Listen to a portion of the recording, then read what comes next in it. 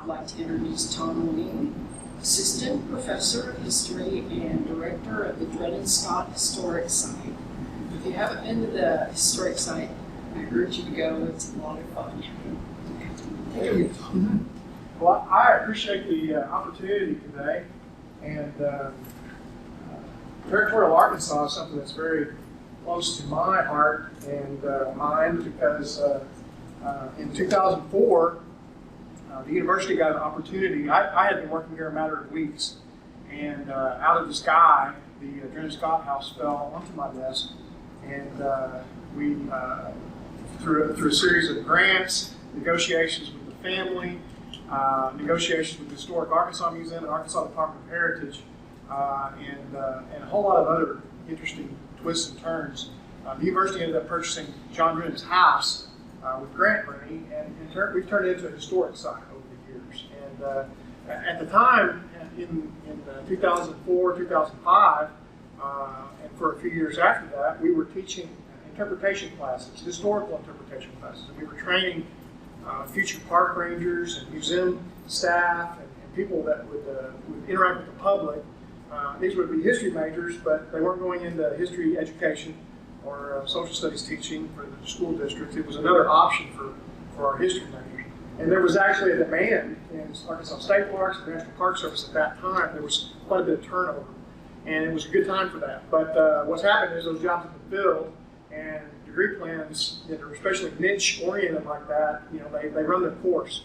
And right now, there's not a lot of jobs in this field available, highly competitive, and we don't want to be training students that are going to get a degree in something that they don't really get to use at the moment. So that's kind of where we are today. But we're still open as a public museum about 3 days a week through about 9 months of the year. We do a lot of visitation for Van Buren, and especially the people that ride the excursion train down to Northwest Arkansas. And then we do a lot of public outreach there. We do a lot of field trips, a lot of school education trips. There were school children at the house when I left a while ago to come over here to do the lecture.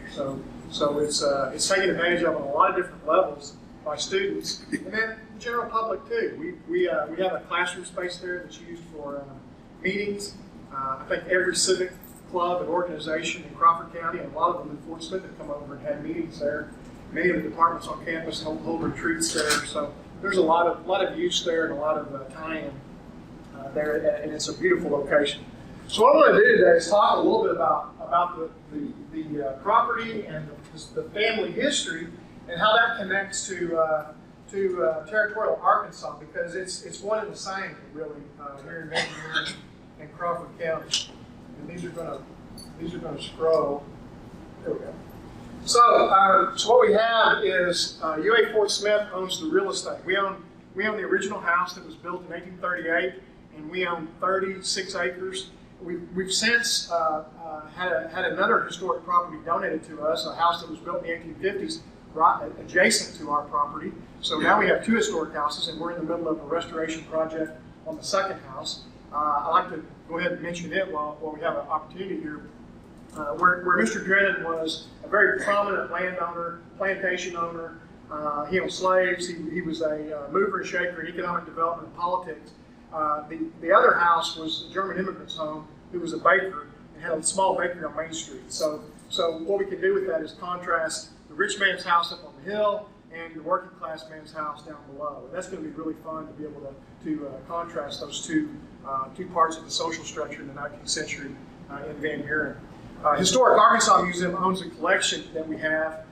The family heirlooms were in the house. So not only do we have a historic house that was built in the 1830s, we have a complete collection of furnishings, photographs, letters, diaries, journals, newspaper clippings, Bibles, you name it. It's an unbelievable collection. And from a research standpoint, we have just scratched the surface of it. There's so much work to be done, and so much opportunity for students down the road to interact with the collection, interact with the house, and the stories that we have there. I left a fifth-generation family member in the house giving tours so I could be over here today. So that tells you what kind of connection we have. Arkansas Natural and Cultural Resource Council gave us the money. We got $5.3 million in grant money in a series of 4 grants to purchase the property, to do all the restoration work needed to be done and to bring it up to date in terms of modern systems, alarms, fire protection, and all the stuff that you need, air conditioning and heating to operate a museum and preserve that house for the next 100 years. So that's what we were able to do with the grant money. Van Buren A&P Commission always gets some credit because they're the ones who brought the family and UA Fort Smith together and started all this. So they're pretty much to blame for the whole thing. This is John Drennen, and this is actually a locket photo. If I could bring this picture and show it to you, it's about that big. It would fit in my little OK symbol right there. So it's very small, and you can see it's a piece of jewelry. Actually, it was worn probably by his wife as a necklace or a bracelet. And how do we measure people today? When somebody asks you, what do you do, or tell me a little about yourself, what do you do? When somebody wants to know when you apply for a job, what do? You send them your resume, right? Well, here's a brief version of John Drennen's resume. So he was a trustee of the real estate bank, which was the state territorial bank. There's some panels out there that talk about the real estate bank. It was kind of an interesting setup because we had a state bank that was mandated by our state constitution, and then we had a real estate bank. And the real estate bank was actually had a board that was made up of planters and landowners in Arkansas, and they really were out from under the authority of the state government. I was telling my students about this yesterday in class. That's kind of an interesting situation. When you have a banking system that is not regulated, do you think everything goes real well and smooth, or do you think there might be some abuses there? Okay, John Drennen was a trustee of the real estate bank, and he got dragged into court numerous times because of what the bank was doing and where money was going and not going, and where money was disappearing from, and all kinds of stuff. I'm not suggesting that John Drennen was doing stuff under the table, but the bank itself was fraught with quite a bit of turmoil and fraud and other things in that time period. It actually went belly up in 1843. It went bankrupt. He was also co-chair of the Constitutional Convention in 1836 that brought Arkansas into the Union. That's pretty amazing. And in that role, he actually represented Crawford County, which is important to understand today. Crawford County in those days, in the territorial period, included what is today Fort Smith. It included the land up in northwest Arkansas all the way to Missouri. So he represented northwest Arkansas, Fayetteville. He represented Van Buren, which was a larger city at that time than Fort Smith was, and the little old army post over here at Fort Smith, all the way down to Scott County, actually. So he represented one of the largest counties in the state of Arkansas at the Constitutional Convention, and the next year, in 1837, when we had our first state legislature. So he was involved in politics. He was a mover and shaker, founding stockholder of the Fort Smith and Little Rock Railroad.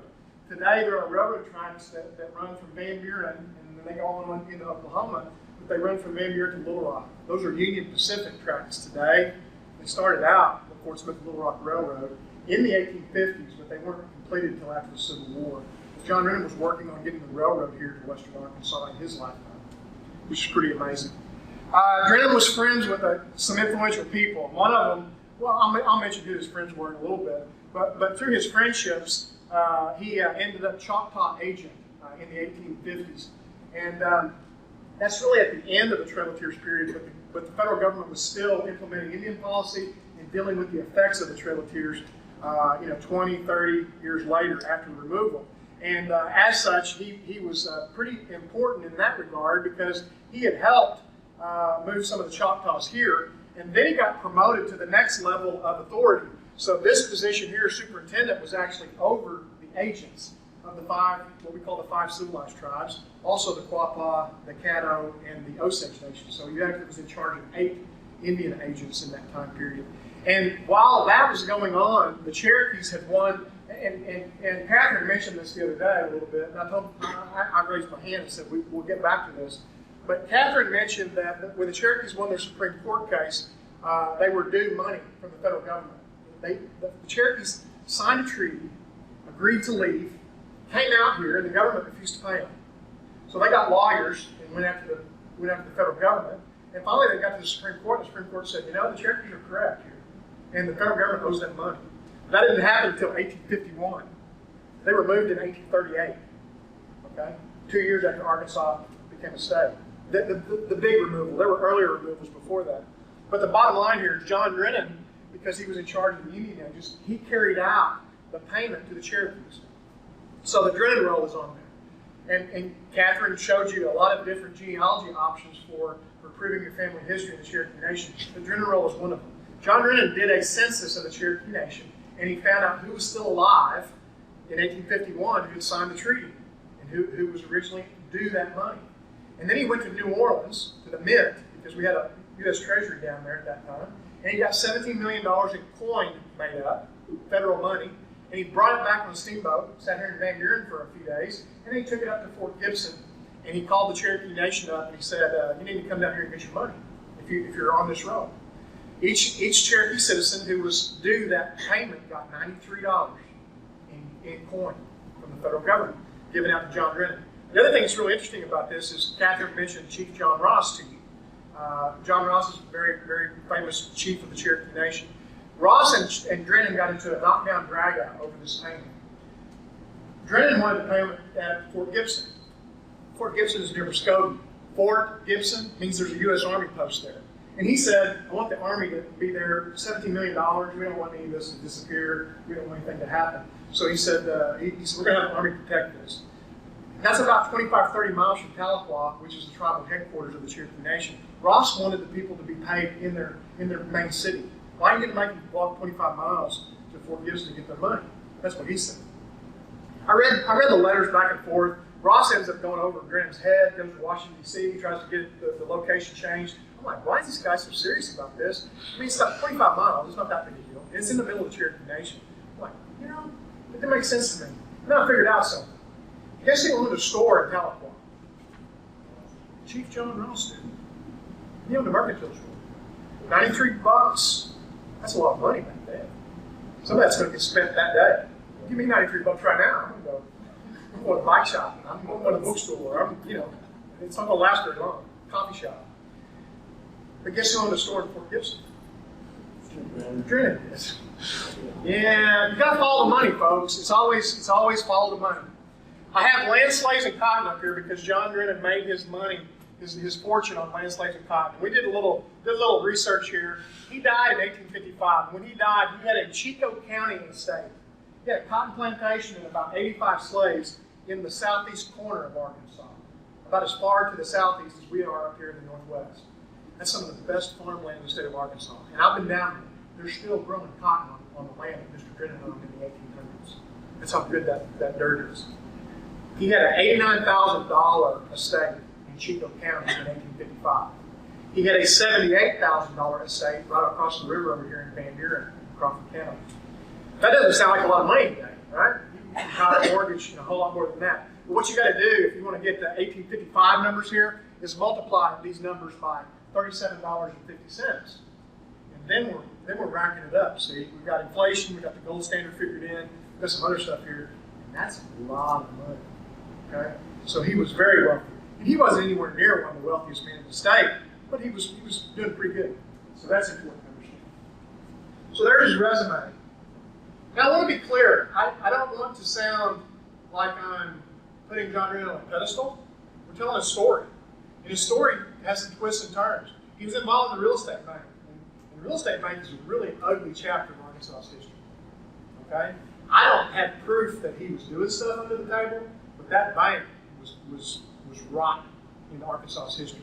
And he was very closely tied to it. So those are important things to understand. We're gonna say, the railroad, which is still in business today, that's a great thing for the community, for our area. The real estate bank? I don't know. So you're gonna have to decide at the end of the day what you think of John Drennen when I'm finished here. That's kind of the purpose. I don't know why.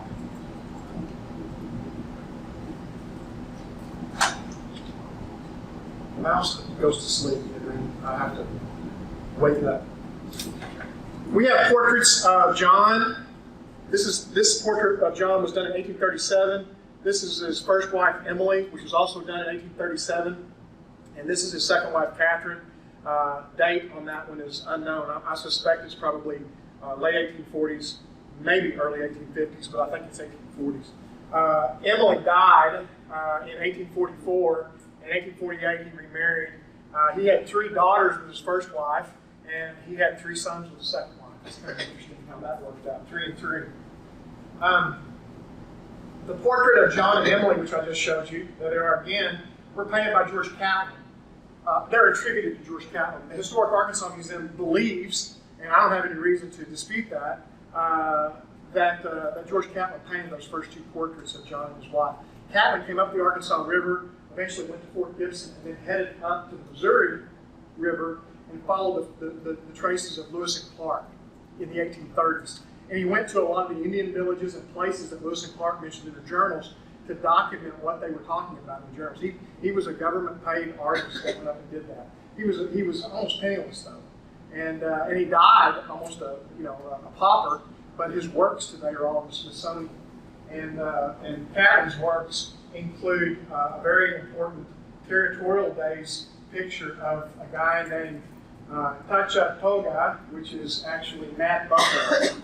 And this is Mad Buffalo painted at Fort Gibson in 1834. But in 1821, when Arkansas was still a territory, and Fort Smith was a little bitty outpost by the U.S. Army, Mad Buffalo showed up with 500 Osage warriors and threatened to attack Fort Smith. Okay? It's a really cool story. I really don't have time to tell you the whole thing today. Maybe I'll come back another time and tell you.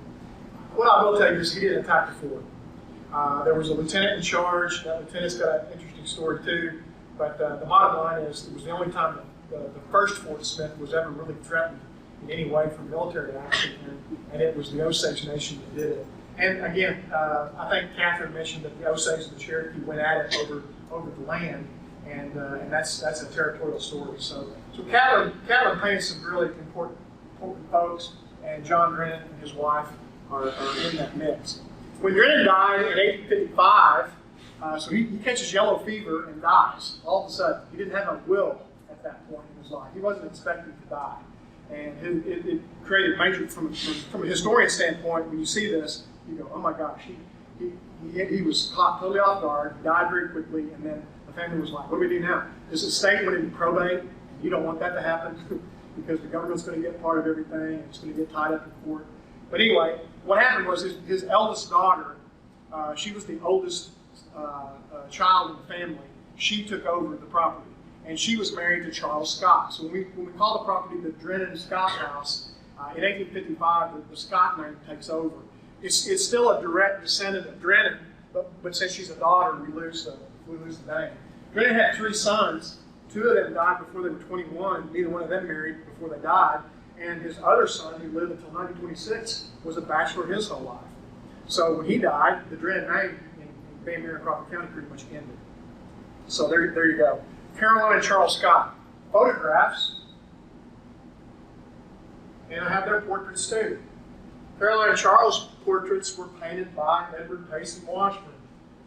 Washburn's father was the missionary at Dwight Mission. First in the Russellville area in Polk County, yep. And then later over here in Indian Territory, where its present location is still today in north of Sallisaw. So Cephas Washburn was the missionary, and his son Edward Payson was the artist.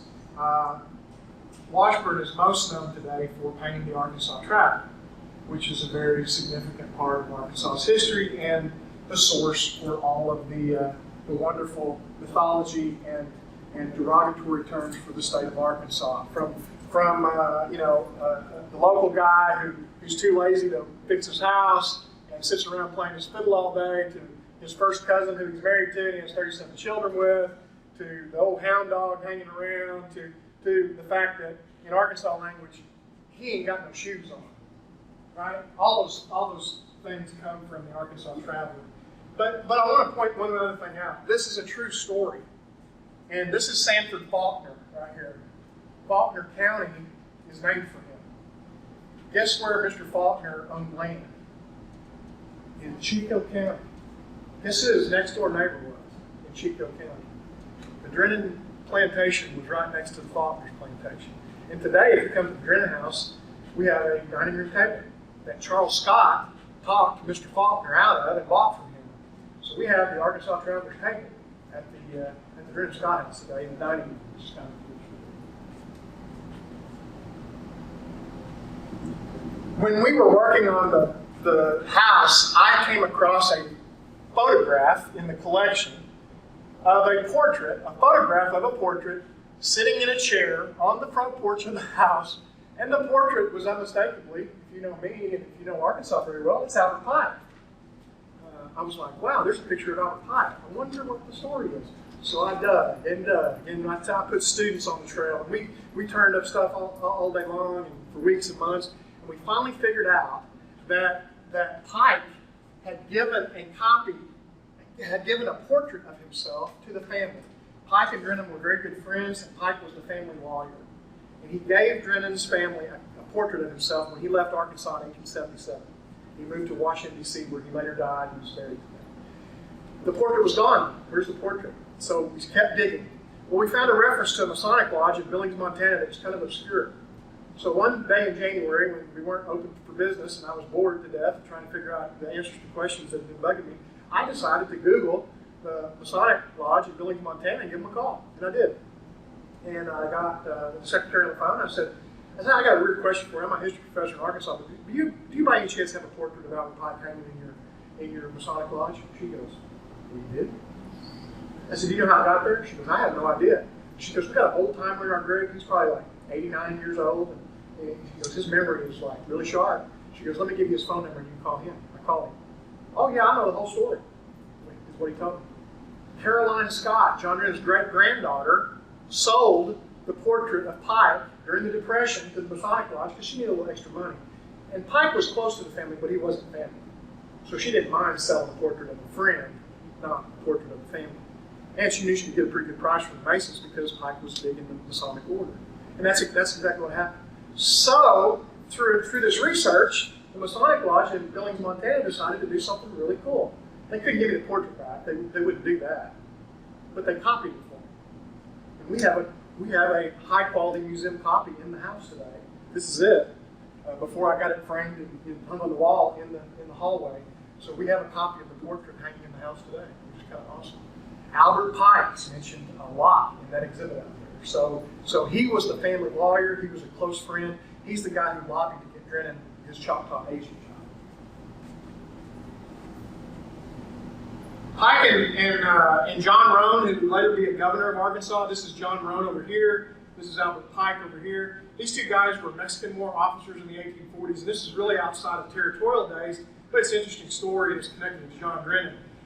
When they came back from Mexico, the Arkansas Gazette sent a reporter to talk to John Roan. And John Roan was a lawyer and Pike was a lawyer. And they said, Mr. Roan, tell us, how do Arkansas boys do in Mexico? Did they make us proud? Did they serve their country well? Mr. Roan said, well, my soldiers did a wonderful job. They did everything we asked them to do. He said, Albert Pike's, you got to keep in mind, Roan is a Democrat. He's an Andrew Jackson man. And Pike is a Whig. All right? These are political enemies. Roan says, Pike's men were the most unruly, undisciplined, vagabonds, and criminals. We had to get half of them out of jail to get them back to Arkansas. A newspaper writing this down, boy. And the next issue of the Gazette, it was in the paper. Albert Pike gets his morning paper, drinks his morning coffee, reads what John Roan has said about him, and the next time he sees Roan on the street, he walked up to Mr. Roan, he took the back of his hand, and he slapped him on both sides of his face. What does that mean? That means you, sir, have been challenged to a duel. Mr. Roan didn't swing back. He said, I accept. And they took pistols to a sandbar between Mandarin and Fort Smith out here in the Arkansas River, and they fired pistols at each other. John Drennen was Albert Pike's second in the duel. Elias Rector, who is a very famous person in Fort Smith's history at this same time, who I'm actually going to play on tomorrow for the U.S. Marshals at Oak Cemetery, was the second for Mr. Roan. They loaded the pistols. These guys lined up at 20 paces. They fired one shot at each other. They asked Mr. Pike if his honor had been restored. He said no. So they decided to shoot again. They missed a second time. Mr. Pike, what do you think? No, I'm still upset. Let's do this again. So they loaded a third time, fired again. You guys understand that shooting at each other with dueling pistols really wasn't about killing somebody, unless your name is Aaron Burr. That was the whole purpose of that deal, but that's another story. But the bottom line was that they ended up shooting a third time. And when they shot a third time, Roan got a little too close, and he clipped Pike's beard. And they asked Pike, are you finished? And he said, no, I think the man's trying to kill me over there. That's what he said. Well, you're fighting a duel, you know, kind of obvious. But anyway, what happened is they decided to shoot a fourth time, And they missed on the fourth shot. And after 4 tries and 4 misses, even one pretty close, they decided to shake hands. And they came over here to Fort Smith, and they had dinner at Elias Rector's house, and they cleaned out his brandy and most of his wine in his wine cellar. And Pike went on to become a Confederate general and the #1 guy in the Scottish Rite Masonic Order in the United States. And John Roan, who most of you have never heard of until today, unless you've read the exhibit, became governor of the state of Arkansas. So that's kind of cool. He also led troops during the Civil War as well. Their careers would have been much shorter had they been better marksmen, I think. I told you Drennen was friends with some very famous people. This is Sam Houston from Texas. Sam Houston, in the lull between his Tennessee politics days and his Texas politics days, spent quite a bit of time in the Choctaw and the Cherokee Nation, married a Cherokee woman, and as such, spent quite a bit of time in Van Buren, Arkansas, at John Drennen's house. Because Drennen had owned a store in Tennessee before he came to Arkansas. He got to know Houston in Tennessee. And that was a really interesting connection. These 2 guys, during territorial days, tried to talk a guy named Auguste Choteau, who is from the St. Louis area, out of some land that Choteau owned in the Osage Nation. And Choteau agreed to sell it to him. Mr. Choteau had a French wife from St. Louis and 7 Osage wives in the territories. In the Osage Nation, unlike the Cherokees, if you married into the tribe, you got tribal rights. You could own the land, but you couldn't sell it. But John Drennen and Sam Houston didn't know that. They paid Choteau for the land, but they never got it. They tried to get Choteau, they tried to get the money back, they failed, and then Houston got a little bit busy with the Texas Revolution and some other stuff down in Texas, and they quit worrying about it. The other thing that these guys were getting ready to do is they were getting ready to make Van Buren the terminus of a trading trail from Van Buren, Arkansas to Chihuahua, Mexico, right across the state of Texas today. And you've heard of the Santa Fe Trail. You've heard of some other trading trails in American history. We almost had the Van Buren Trail, or the Chihuahua Trail here, because of Drennen and Houston. So that's kind of an interesting connection as well.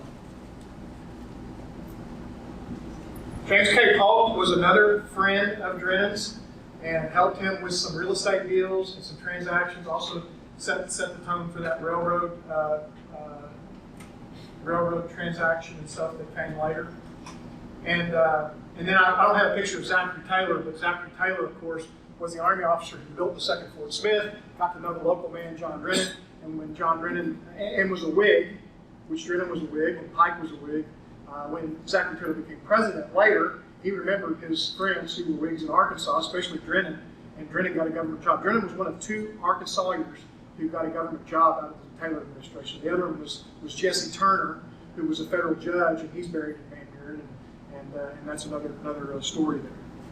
When we were going through the collection of the house, we found this photograph here, and I got really excited because my master's thesis is on the Civil War. And I could tell these were Civil War soldiers. I could tell they were Confederate soldiers by the way they were dressed. I could also see a musket here, but the photograph was damaged, and it didn't really tell me that much other than these were unknown Confederates. But in the same box with that photograph was this one. And if you look closely at this guy, look at his hat, look at the insignia, the cavalry swords on his hat, the sword that he's carrying, his uniform, his beard especially. You can see it's the guy on the left in this picture. And there was a slip of paper in there, and I didn't recognize it at the time. It said Captain James Stewart. I didn't know who James Stewart was. Well, it turns out Drennen's first wife, Emily, was a widow when she married John, and she had a son from her first marriage. This is him. So this is John's stepson, Captain James Stewart, who actually rode with Stan Wadey during the Civil War, the first Cherokee Mounted Rifles, which is a whole other story we could talk about, right? It just really gets interesting. Lots of connections. If you notice closely, he's actually a lieutenant in this photograph. This photograph was taken in 1862, and in the box underneath that photograph were the lieutenant bars that he has on his uniform in that picture. So I held those in my hand. These were in Little Rock as part of the Sesquicentennial exhibit for about 5 years because of the picture, because of his personality confirmed, and part of his uniform that we still have. So that's pretty amazing right there. In 2004, I went to the house for the first time. This is a photograph I took of the parlor. Just to give you an idea, that's a Steinway piano from the 1870s in the corner. Rococo sofas and chairs from the 1840s. An 1850s French mirror from France, Louis XIV style. You get the idea, right? That's how the house looked when I saw it when the family was still living there. And portraits of some of the family members above the piano. Here's a picture that we found out was taken in 1895 in the collection. You see that piano is in the corner 100 years ago?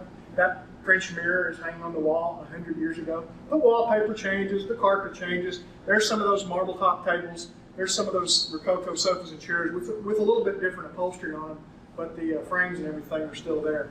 That light fixture is even still hanging in the room today. So this is 100 years ago, and that's kind of what we have there. So that's the way that room is arranged today based on photographic evidence, which is pretty cool.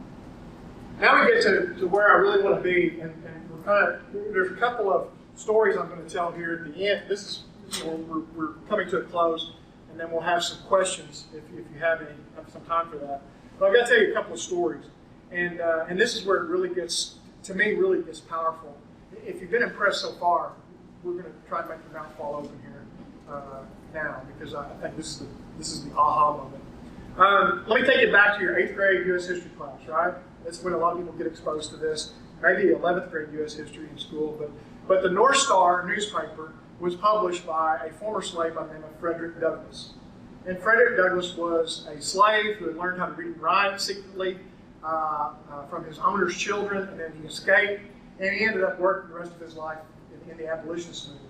He was close to Abraham Lincoln, he was close to all the main abolitionists of the day, and a very amazing person. Charles Bolton, who was our keynote speaker at the beginning of this exhibit, he emailed me one day when he found out I was working on John Drennen's house. And Charlie, I call him Charlie, most of us Dr. Bolton or Charles, but he's Charlie to me. Charlie was working on a National Park Service research project. He was paid by the National Park Service to research Underground Railroad activity and slave escapes in Arkansas. And that's what he talked about here when he came to our talk. So he emails me one day I get out of class, and this is in my inbox. And what it says is September 5th, 1850, in the North Star newspaper. And what you find out is it was reprinted from the Pittsburgh Journal. Date unknown, but I found that out later. And it's a newspaper article, short little story, about a slave escape that happened in Pittsburgh, Pennsylvania. And right there in the first sentence it says, the Monongahela House, which was the hotel in Pittsburgh, had an incident which was most terrible confusion by Mr. John Drennen of Andrew, Arkansas. Here we go. And what it says is that Mr. Drennen and his wife, with his newborn son, so that's his second wife, were sitting in the dining room at the hotel eating dinner. And while they were sitting there, someone broke into his hotel room and stole his luggage and his 14-year-old female slave who had been taken along on the trip to help his wife with the baby. It says that the hotel owner had nothing to do with it, denied any connection at all, recommended him talk to the police about it. There's a description of the girl, which is quite important from a historical standpoint. It said that she was fairer than a mulatto. These are 19th century racial terms, folks. These aren't value terms today, but they're very descriptive. A mulatto was someone of mixed descent, part white and part black. To say that she was fairer than a mulatto means she might even be able to pass as white. That's kind of interesting. It also says, and I don't know how they knew this in the newspaper article, that she had Indian blood in her veins. So she was part Indian too. I don't know how they knew that, but that's an interesting descriptor there. She escaped during dinner. Her friends took her and her baggage, and a trunk belonging to the master was taken.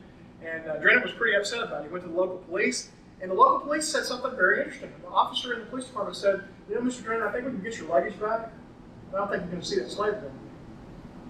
What a lot of people don't realize is that Pittsburgh was a massive railroad stop on the Underground Railroad. Lots of slaves escaped through Pittsburgh and made their way north to freedom. And that policeman and that police department was probably in on it. And he got Drennen's luggage back, so he would shut up and go back home to Arkansas. And the slave girl got to freedom, and there you go.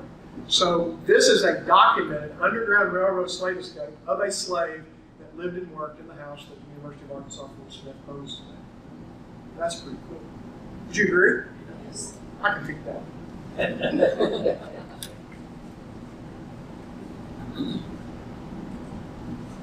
And I got to tell you a little bit about my history Now we got time. We're good. In 2004, I was a park ranger and historian with the National Park Service.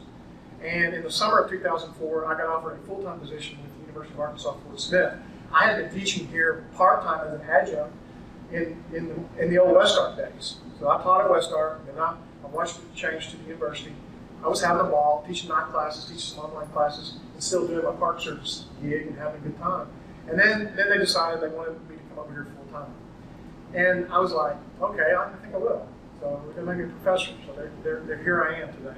But when I left in 2004, I sent everybody an email from my park service address that I was friends with. I'm leaving this job, and this email is going to shut down, and here's my new UA Fort Smith address, here's how you can find me. You know, you do that when you change jobs.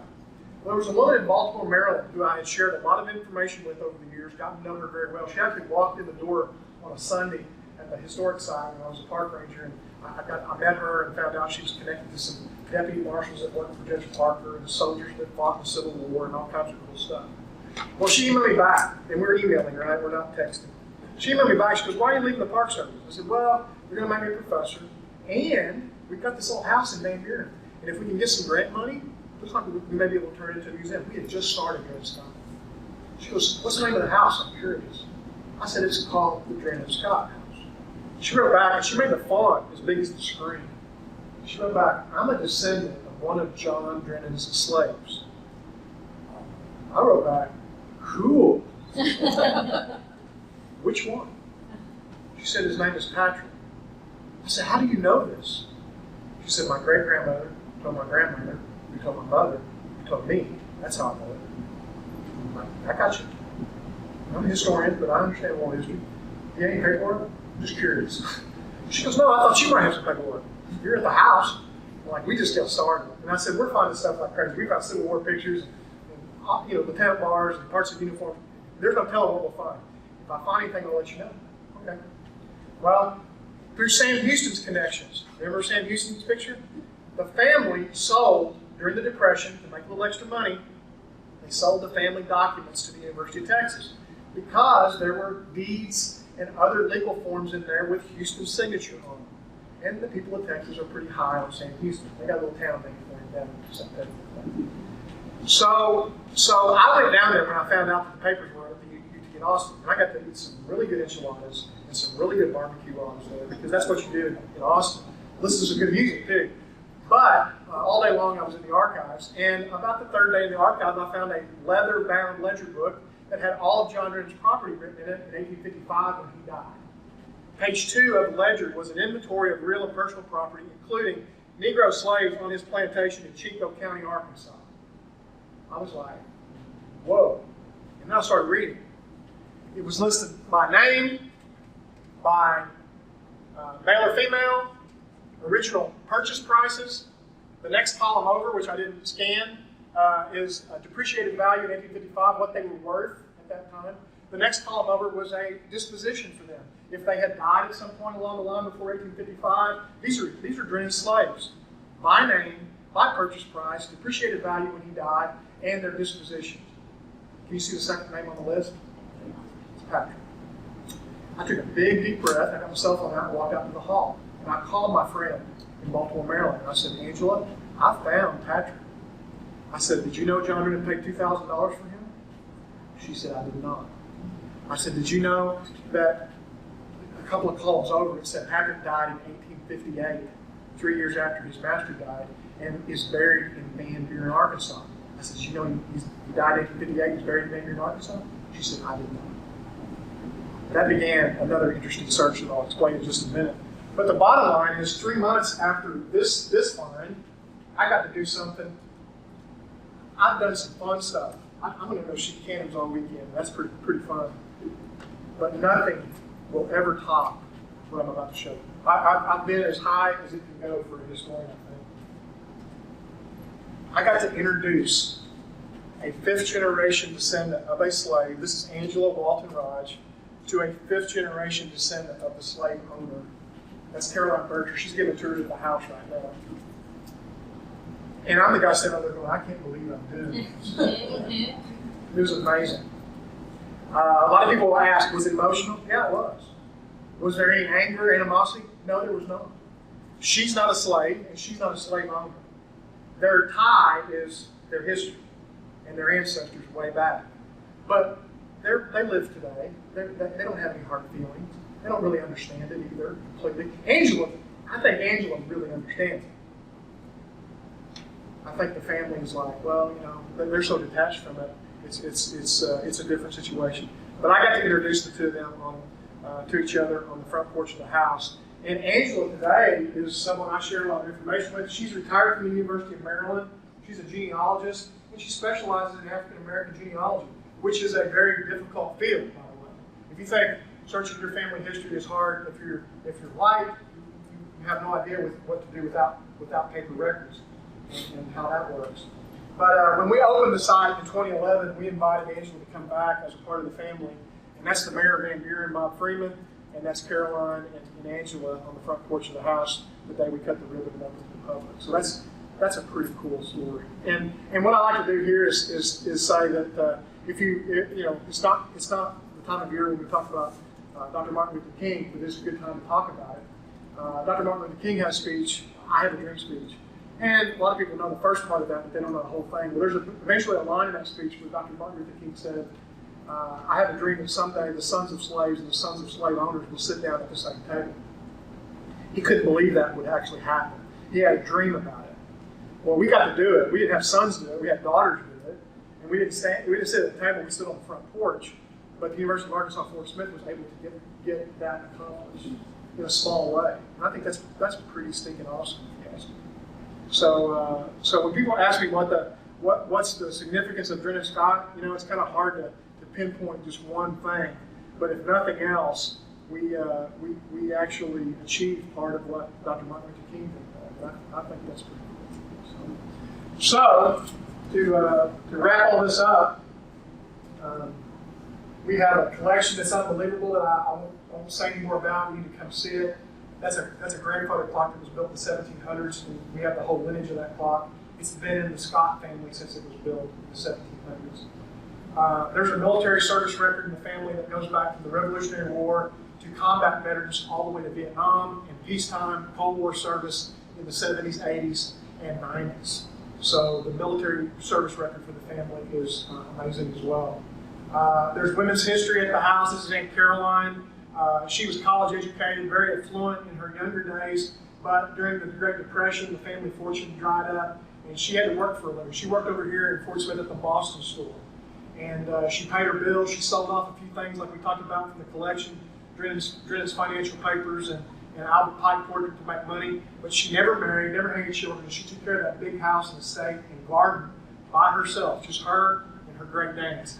And she's a very, a lot of people say, I guess you want to go back and talk to John Drennen about some things. I would love to. I would really like to talk to Aunt Caroline because she can answer questions for me on both sides of the coin, both sides of the money, the family situation, and all that. She is fascinating. And she's a woman who didn't know Santos, but she has a great story. And this will be where we finish here. So Drennen bought the land that is today Van Buren and built a house on it. He bought the land in 1836, built a house in 1838. He died in 1855, and his daughter and son-in-law took over. Their son took over in 1890. His daughter took over, which was Aunt Caroline I just showed you, in 1930. Aunt Caroline died in 76 and gave it to her niece because she didn't have any children. That niece passed away after her husband had died in 2004. And in 2004, those three children, who were all middle-aged, Caroline, Scott, and Drennen, kind of interesting what their first names were, they were the ones who we bought the house from after we got the grant money to purchase the property. And UA Fort Smith has been on the scene officially since 2005, unofficially since 2004. And that's what I have for you today. So, y'all have any questions or comments? Did anyone find where he was buried? Where? So he's buried in Yes. Through the work of Randy Smith, who is the director of Fairview Cemetery. The Drennen family has a plot there. And Randy, he's the director of the cemetery, and he got the cemetery listed on the National Register. And when he did that, he got the census records, and he was able to research things. We brought the Arkansas Archaeological Survey over there because he showed on the census records a burial in the Drennen family plot that was not marked. the archaeology team did ground penetrating radar on there, and they confirmed that there was a burial there. Now, we didn't dig it up and do DNA on it, but that's got to be Patrick's. So and he's oriented north and south instead of east and west with other graves. So it's a totally different direction, which is typical of slave burials. When they're with the family, they usually orient them different. So all these things lead us to believe that Patrick is there with what we have documentary-wise. And Patrick's grave is marked now. Angela bought his tombstone and put it on the grave with the family's permission. So Patrick Drennen is prominently located now with his owner's family, which is really cool.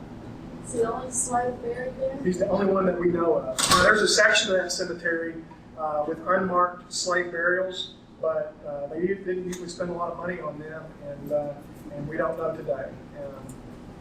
I suspect that some of Drennen's other slaves are probably buried in Fairview in unmarked graves.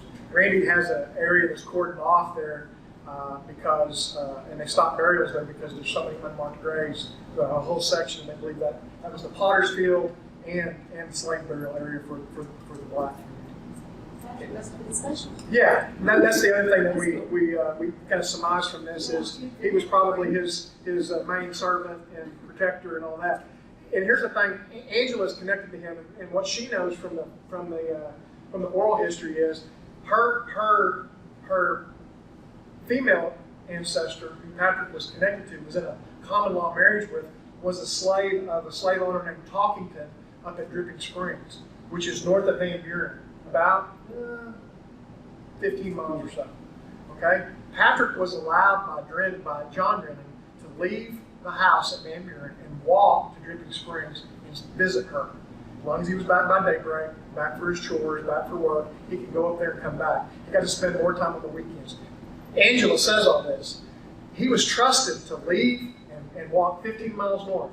My question is, why did he keep walking? Well, he was a slave. He's buried in the family plot, so he must have been trusted.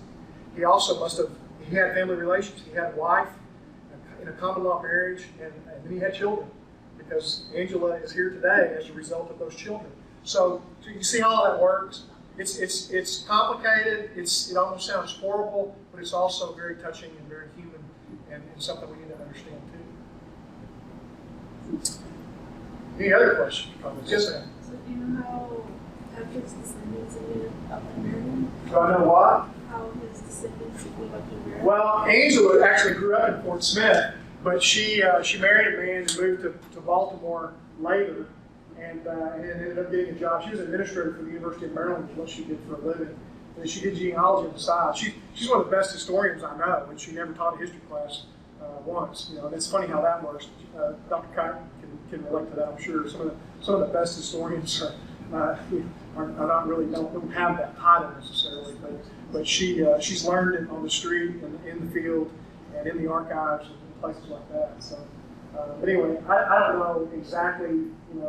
That's all I know is that she ended up there at work. What's interesting though is Charles Scott, who was Drennen's son-in-law, was actually from Maryland. So there's kind of a reversal there. Scott came from Maryland to Arkansas, and Angela went from Arkansas to Maryland. So that's kind of cool. Yes? You connected the link for me because I didn't know why the University of Texas had Drennen rolls. Yeah, Sam Houston's name's on the side. And really his name's on the back. And Shelley can probably speak to this.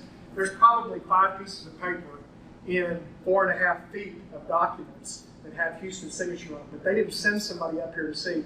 They were told, Sam Houston's name's on this stuff. You want it? And they bought the whole collection, sight unseen, because Sam Houston's name was on it. And then they got down there and they put it on a shelf, and there was 5 pieces of paper in there with Houston's signature. They got 4.5 feet of stuff. I can promise you, I'll bet my next paycheck against this, that I was the first person to see that stuff since it was bought by the University of Texas. Because I opened folders that had been sealed up since the 1930s. I know I did. And they would bring me a box of it at a time, and I spread it on the table. They wouldn't let me, they would charge me to scan it. They wouldn't let me do it or copy it. Their staff would have taken forever. I'd still be down there copying stuff. But they said if you can take pictures of it with your phone. I had an iPhone at the time, and iPhone cameras were pretty good. And I put one of the scanning apps on there, and I shot high-resolution scans. I was in there a week. I started on Monday, and I finished on Friday. And my dean let me stay down there for a week and do that. But I've got like 90, 95, almost 100 documents scanned, and they're bitmaps. I can blow them up as big as this room, and you can see the ink and the brush marks from the pen. You know, it's amazing detail. I would love to get that stuff back up here, but I don't think Texas will turn it loose. That's archives don't like to do that very often. Once they get something, they like to kind of hold on to it. But I've gotten the main things out there. I'm about to go back down there because I went down there in 06, and I went down. The last time I was down there was 2012, and from 06 to 12, I learned a whole lot more about the family. And a lot of that stuff made more sense to me the second time through. It would make even more sense today. I would see things that I went, I don't know what this means, you know, but over here, oh, here's this, I know this story. But there's amazing things. Anything else? Yes. Yeah. Do you know if there was any effort to identify the Indians that stayed in Arkansas and did not cross over to the Indian Territory about this time frame? Who was doing his roles? You know, Catherine talked about that a little bit because that's kind of a complicated issue. In the eyes of the nations, I believe, like the Cherokee Nation or the Choctaw Nation, those people are outside of the recognized tribe today. So they don't have the same rights and privileges of the people who left. The other thing is a lot of those people ended up giving up their Indianness, or whatever the word would be for that, and moving into white society, and that's lost today. I don't know that there's any concerted effort to prove them or to search them out. I know they're out there though, and you know, my wife's originally from West Texas. Her grandmother was from Indian Territory, from Oklahoma, but was alive when it was Indian Territory in 1907. And I mean, if she wasn't Indian, I met her before she died in the 90s, and if she wasn't Indian, I don't know who was. You know, but she had no proof, so she was outside of tribal boundaries and all that. I guess maybe DNA and stuff could prove that today. Well, you know, it's kind of interesting because Sequoia tried to round some of them up, you know, from Mexico and down to Texas. But there's still a lot here in Arkansas. Yeah, there are. That didn't go across. Yeah. The Mulberry area. Yeah. Russellville in that area. Mm-hmm. I guess since they didn't go, they didn't care anymore. Right, and you know, there were pressures to probably give up some of that and just make the best of your situation. Probably some of it was probably economic, some of it was probably family issues, property rights, and things like that. And these are the missions that settled around Russellville and then again in Mulberry. Yeah, the original Indian Territory. Yeah. Catherine showed that on a map in her talk. The original Indian Territory was on the north bank of the river, the north side of Arkansas, from about Russellville to about Mulberry. Yeah, that was the original Cherokee land that was moved, and that land was bought by the federal government from the Osage. The federal government paid the Osage to get off that land, leave it alone. The Osage didn't want it anyway because they had hunted it out and there wasn't anything to eat on it. So they said, yeah, those Cherokees can have that. What happened, the problem was the Cherokees got on it in the winter. They didn't have time to plant crops. They got on that land in the wintertime. They didn't have any way to feed their people. There wasn't any game on it. There was no meat. And they got further and further off of it into lands that the Osage still viewed as theirs. And that's when they came into conflict with the Osage. The Osage enforced their right to the land, and they started fighting it out. And the Cherokees didn't back down, and the Osage didn't back down. It just escalated. And that caused the Army to build a fort here at Fort Smith to stop the Osage and Cherokee War. A lot of people have the misconception that Fort Smith was established on the frontier to protect the settlers who were moving west. No. No, that's not the story. It was to stop a conflict that the federal government started by moving Cherokees onto Osage land. And then that gets real interesting too. Billy probably, I don't really talk about this, but the commander of the fort was an Andrew Jackson man, Major Bradford. He was a close friend of Andrew Jackson. So what does that tell you about his attitude towards Indians? He hated them. And he wasn't about to do anything that was going to help them. Okay? They were supposed to be here kind of, you know, to establish peace and treat them fairly. He's like, I'm not worried about that. He was a Virginia planter. He was out here to make money and eventually retire. And he died. He's buried in the National Cemetery.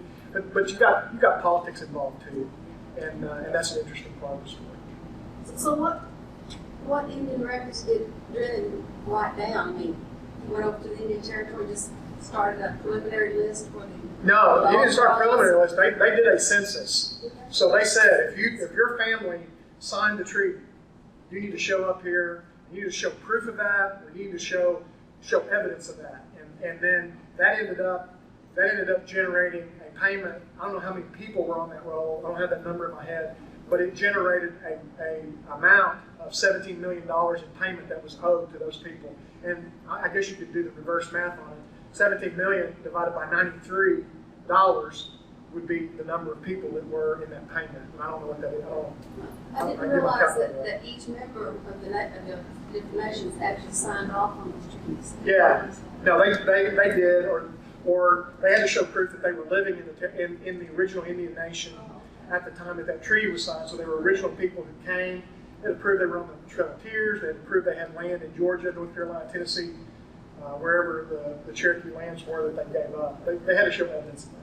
But that is a very, I have been told that if you find out that you've got ancestors on the Drennen roll, your stuff gets fast-tracked through tribal certification. Because when if you found out your ancestor was on the Drennen roll, boom, you're going to get Cherokee benefits right now. Because it's very quick. Because they don't dispute it. Because it's a very solid piece of evidence. My ancestors went to Arkansas. Yeah. My ancestors were in England and then Massachusetts, so they weren't here yet. Anything else? Yes. What's usually the best time to visit the museum during this time? The museum is open from 10 to about 4 on Wednesdays, 10 to about 4 on Fridays, and 10 to 4 on Saturdays. We advertise 5 o'clock as our hours, but if you get there after 4, there's not really a lot of time to see the whole thing. So you just get like look through here, and we're also shutting things down. So you want to be there by 4 o'clock, but 10 to 4. And the reason we're open Wednesdays, Fridays, and Saturdays is those are the days that the excursion train runs from Northwest Arkansas, stops at Van Buren. Van Buren runs a trolley bus from the depot to the Drennen Scott House and brings those visitors off the train. So we're designated to open on those days. On Tuesdays and Thursdays, I'm on campus all day teaching classes, and on Monday, I'm actually off. I get an off day once a week, so because I'm there on Saturdays. So Monday is my Saturday, so we're not open on that day either. And we're only open. It depends on when the train starts running in the spring. That's kind of negotiable. But usually, somewhere around the end of March, early April is when we open. We just advertise that. We usually get a newspaper article and a press release and a Facebook message. And then we're open until Thanksgiving. And we shut down the week of Thanksgiving, and that's our last open regular hours. We have a Christmas open house the first Friday in December every year. So whatever that is on the calendar, Victorian Christmas open house. Come eat some salted sugared pecans, which is a traditional family recipe, and some eggnog, and hang out with all of us and do a Victorian Christmas thing the first Friday in December. A daytime event? It's an evening event. It's usually we start at 5:30 and go to about 8:30 or so. Yes, sir.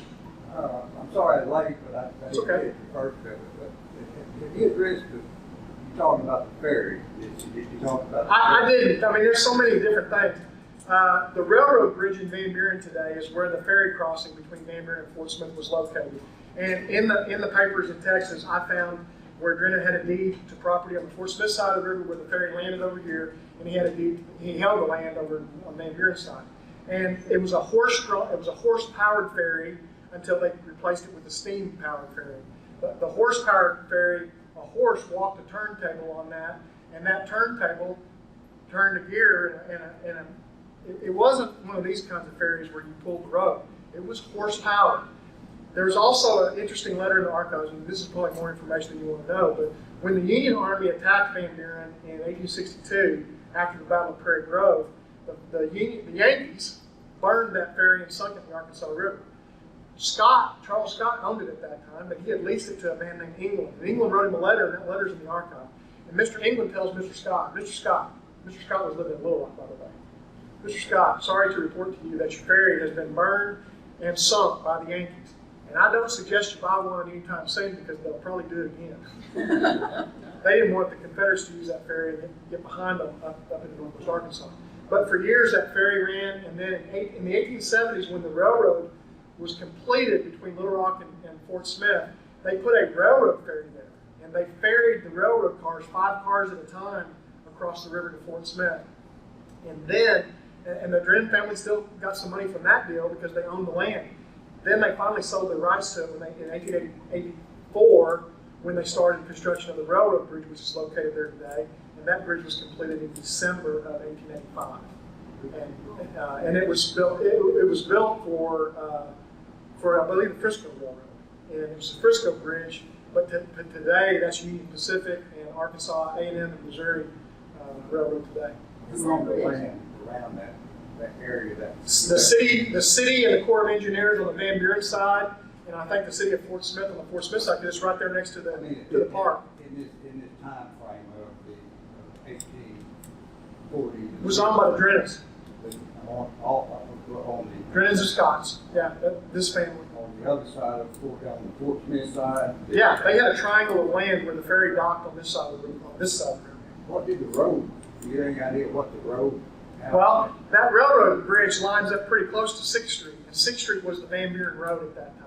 That's the old maps of Fort Smith show 6th Street as called the Van Buren Road. There's an 1864 map that was drawn up during the Civil War, and that's pretty clear right through there. That's the Van Buren Road. That railroad bridge angles, further to the east, but I think the ferry kind of cut across at an angle and then hit over there closer to where 6th Street, closer to where the park is today. Because that's all that same area right there. But it's not that far. I mean, you're talking, maybe 50 or 60 yards or something like that. It's not that far away. The other thing that's really interesting, you bring up ferries, so I got to tell you this story. If Mr. Drennen charged for his ferry, there was a fee to cross the river. The U.S. Mail, the Butterfield Stage crossed there. So Drennen family got money from that. They had a government contract to let the mail go across there. The federal government paid them for the use of their ferry. If you had a load of apples and you lived in Crawford County, you wanted to bring them to Fort Smith to sell them, you had to pay Mr. Drennen to bring your wagon load of apples to Fort Smith. If you didn't have the money in your pocket to pay, what you had to do was go way on down the Arkansas River until you got to close to where Lock and Dam 13 is, but not quite, to a place called Strains Landing. And at Strains Landing, which is not identifiable today out there on the river, you crossed on a free ferry. Nobody charged you on it. You pulled the rope yourself. It was just sitting there. And free ferry, when you got on the Crawford County side, ended at where? Free Ferry Road on the Fort Smith side. And you took Free Ferry Road all the way into downtown Fort Smith. So Past where the public library is today, ended up on the Military Road, which is Rogers Avenue, all the way down to downtown. Drennen wasn't no free ferry, was it? Drennen, you're not going to ride this ferry for free. If you took the free ferry, you had to do the work yourself. But you could pay Mr. Drennen and his guy would drag you across the river. That's a cool story. Do you know exactly where it landed on Fort Smith side? Because my neighbor thinks he owns the spot. Oh, out there on the free ferry side? Yeah, the free ferry, and behind our house, when they built our house, they found wooden planks. They said it was a wooden road to let the free ferry down the river. Yeah, I wouldn't doubt it. I bet you're talking about it right there because it would have to be pretty close. Part of the problem is going to be there was a big flood on the Arkansas River in the 1840s. There was a series of floods in the 1940s, 43, big flood. So when you have a big flood like that, before the locks and dams were on the river, that siltation, a lot of that stuff gets washed out. There was a whole community south of Van Buren on the banks of the Arkansas River called Columbus, between Lock and Dam 13 in Missouri and Van Buren today in the 1830s. And it was totally, the newspaper accounts say it washed the coffins out of the ground and destroyed the cemetery. People talk about coffins floating down the Arkansas River from that flood. And so it would be interesting to know what remains there. Very possible that there's stuff buried, but it also could have gotten destroyed during the different floods that they've had over the years too.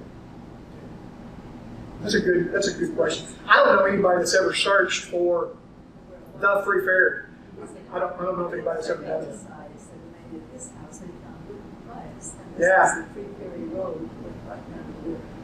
And I wouldn't doubt it. They would probably plank roads were something that they did. They called during the Civil War, they even called them corduroy roads, but they would lay logs or lay planks down so that the wagons could get through sand or mud or difficult terrain like that sometimes. And a riverbank is going to be wet, it's going to have sand.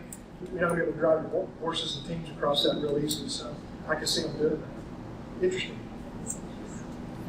All right. Yes, ma'am. Have you thought about writing a book? I have. I'm actually 30,000 words into John Drennen story, and I'm in about 1842 right now. So I got a long ways to go. But I'm actually a PhD candidate at Stephen F. Austin University in Nacogdoches, Texas, and I've set the book aside to get finished with my PhD. And if I stay on track and I don't take on too many extra projects, which kind of distract me at times, next summer I will call the doctor.